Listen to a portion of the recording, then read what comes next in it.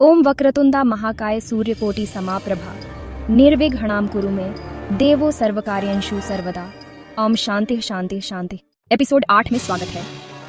क्या हो अगर तुम्हारा ही पुत्र तुम्हारे पूर्व जन्म के अधूरे कर्मों का चलित दर्पण हो? क्या हो अगर पिता पुत्र का झगड़ा दरअसल एक प्राचीन श्राप का प्रतिध्वनि हो? यह साधारण परिवार की कहानी नहीं, यह तुम्हारी आत्मा का गुप्त अध्याय है।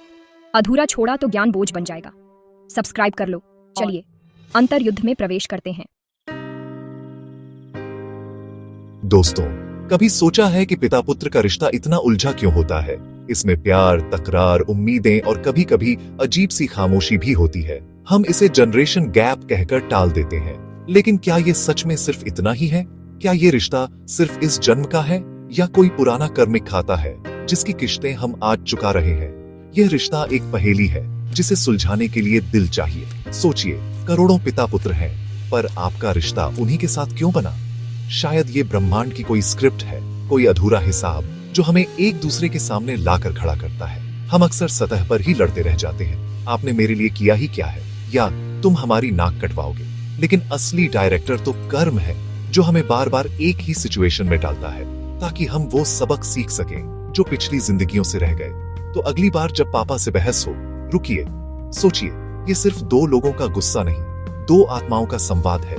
ये लड़ाई अहंकार की नहीं, बल्कि पुराने कर्म के बंधन से आजाद होने की है। चलिए इस पहेली की परतें खोलते हैं। हर घर कभी कभी कुरुक्षेत्र बन जाता है जब पिता और पुत्र आमने सामने होते हैं। पिता अपने अनुभवों के शस्त्रों से लैस बेटे को सुरक्षित रास्ते पर चलाना चाहते हैं। बेटा अर्जुन की तरह अपनी पहचान और आजादी के लिए लड़ता है। संवाद बाणों की तरह चुभते हैं और खामोशी किसी ब्रह्मास्त्र से कम नहीं। यह युद्ध जमीन या राजपाट के लिए नहीं, विचारों की जमीन पर होता है। पिता चाहते हैं बेटा डॉक्टर बने, बेटा चाहता है अपनी राह खुद बनाए। दोनों सही हैं, लेकिन प्यार जताने का तरीका अलग है। पिता का मैं तुम्हारे भले के लिए कह रहा हूँ, बेटे को पिंजरा लगता है, और बेटे का मुझे समझो, पिता को विद्रोह। इस युद्ध में कोई कृष्ण बाहर से नहीं आता, बल्कि हमारी अपनी आत्मा ही विवेक बनकर रास्ता दिखाती है। अगर हम सुने तो जीत किसी की नहीं, हार दोनों की होती है। इसलिए घर को कुरुक्षेत्र न बनने दें। यह आत्माओं का पुराना हिसाब है जिसे प्यार से चुकाना है। श्राप, ये शब्द सुनते ही हमें पौराणिक कहानियां ही याद आती हैं। लेकिन क्या श्राप सिर्फ बोले गए शब्द होते हैं? क्या किसी की टूटी उम्मीद या अनकहा दर्द भी श्राप की तरह असर नहीं करता? जब पिता बेटे की नाफरमानी से टूटकर मन ही मन कुछ बुरा सोचते हैं, तो क्या वो ऊर्जा हवा में खो जाती है? पौराणिक कथाओं में श्राप बाहरी शक्ति थी, आज ये हमारे भीतर से पैदा होती है। पिता की आह, बेटे की पीड़ा, ये सब एक नकारात्मक ऊर्जा बन जाती है जो रिश्तों में रुकावटें लाती है। हमारे विचार, भावनाएं सब ऊर्जा है। पिता पुत्र के रिश्ते में ये ऊर्जा और भी गहरी है क्योंकि खून का रिश्ता है।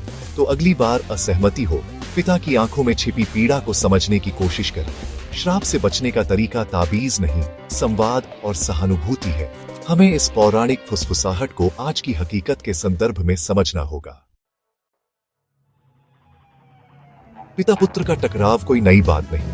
वेद, उपनिषद, महाभारत, हर जगह इसके निशान हैं। उपनिषदों में नचिकेता अपने पिता के कर्मकांड पर सवाल उठाता है, ज्ञान की खोज में। यह दिखाता है कि सवाल पूछना विद्रोह नहीं, विकास है। महाभारत में भीष्म का त्याग, धृतराष्ट्र का अंधा मोह, हर तरह के पिता पुत्र संबंधों का आईना है। इन ग्रंथों का सार है धर्म, कर्तव्य। पिता का धर्म है पालन पोषण और स्वतंत्रता देना, पुत्र का धर्म है सम्मान और अपनी आत्मा की आवाज सुनना। जब दोनों के धर्म टकराते हैं, तभी कुरुक्षेत्र सजता है। गीता कहती है, कर्म करो, फल की चिंता मत करो। ये कहानियां डराने के लिए नहीं, रास्ता दिखाने के लिए हैं। हर युग में आत्माओं ने सवाल पूछे हैं, संघर्ष किया है और अपने कर्मों से जवाब पाया है। आज की पीढ़ी एक धर्म संकट में है। संस्कार हमें आदर सिखाते हैं, दिमाग हर चीज का लॉजिक पूछता है। पापा कहते हैं ये मत करो, तो हम पूछते हैं लॉजिक क्या है? यहीं से घर में महाभारत शुरू हो जाता है।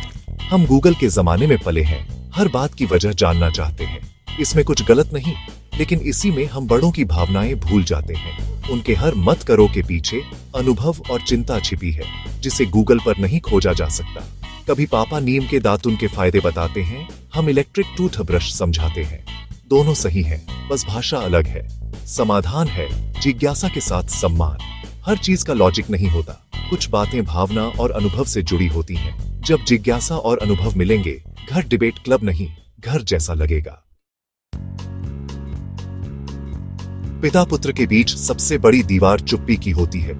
एक ही छत के नीचे रहते हैं, लेकिन दिलों में दूरी होती है।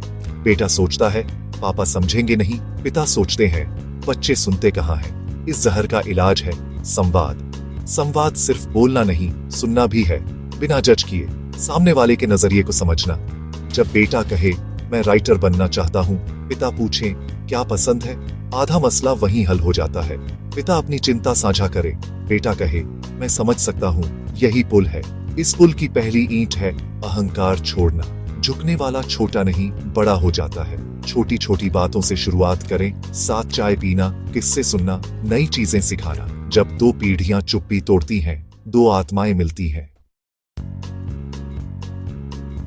अगर ये रिश्ता एक कर्मिक पहेली है, तो इसे सुलझाने की चाबी है प्रेम और स्वीकृति। प्रेम वो मरहम है जो पुराने घाव भरता है। स्वीकृति वो पानी है जो अहंकार की आग बुझाता है। प्रेम सिर्फ आई लव यू पापा कहना नहीं, बल्कि व्यवहार में दिखाना है। उनकी आदतें बर्दाश्त करना, गुस्से के पीछे छिपी चिंता समझना, बिना शर्त साथ देना। जब आप निस्वार्थ प्रेम करते हैं, सकारात्मक ऊर्जा पैदा होती है जो पुराने कर्म काटती है। स्वीकृति का अर्थ है पिता को वैसे ही स्वीकारना, उन्हें बदलने की कोशिश किए बिना। उनके अनुभव, उनका जमाना अलग था। जब आप उन्हें उनकी खूबियों खामियों के साथ स्वीकारते हैं, आप दोनों आजाद हो जाते हैं। प्रेम और स्वीकृति ही आत्मशुद्धि का मार्ग है, यही रिश्तों का मोक्ष है।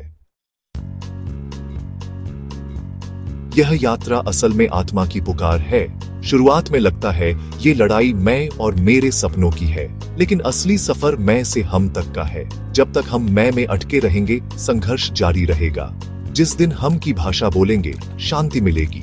जब आप अपने पिता के साथ रिश्ता सुधारते हैं, आप सिर्फ अपनी समस्या नहीं, एक कर्मिक चक्र तोड़ते हैं जो पीढ़ियों से चला आ रहा हो।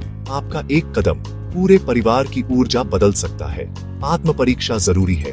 क्या मैंने कभी पिता के नजरिए को समझा? क्या मैं अपनी जिम्मेदारियों को समझने के लिए तैयार हूँ? बदलाव की शुरुआत खुद से करनी होगी। जब आप इस यात्रा पर निकलते हैं, ब्रह्मांड भी मदद करता है। सबसे बड़ी जीत दिल जीतने में है। मैं से हम तक का सफर ही असली मोक्ष है। पिता पुत्र का रिश्ता एक अंतर्युद्ध है जिसे समझकर जीता जा सकता है। यह कर्मिक पहेली है जिसे सुलझाने का मौका हमें मिला है। यह कोई बोझ नहीं, बल्कि खुद को जानने और प्रेम की शक्ति पहचानने का अवसर है। इसे चुकाने की करेंसी है प्रेम, सम्मान, स्वीकृति। इस कहानी का सार यह नहीं कि आप सपने छोड़ दें या पिता हमेशा सही है। सार है अपने सपनों को सम्मान और प्रेम के साथ पूरा करें। अपनी दुनिया बनाएं, लेकिन उनकी दुनिया को न नकारें। याद रखें, जड़ें और शाखाएं दोनों जरूरी हैं। ये निबंध एक आमंत्रण है, अपनी कहानी में झांकिए। क्या हम भी इस अंतर्युद्ध में फंसे हैं? अगर हाँ, तो आज एक कदम उठाइए, एक फोन कॉल, एक सॉरी या साथ बैठकर चाय। चलिए संकल्प लें, हम संवाद का पुल बनाएंगे, रिश्तों को मोक्ष का मार्ग बनाएंगे। हर कहानी का अंत सुखद हो सकता है अगर हम उसे लिखने का फैसला करें।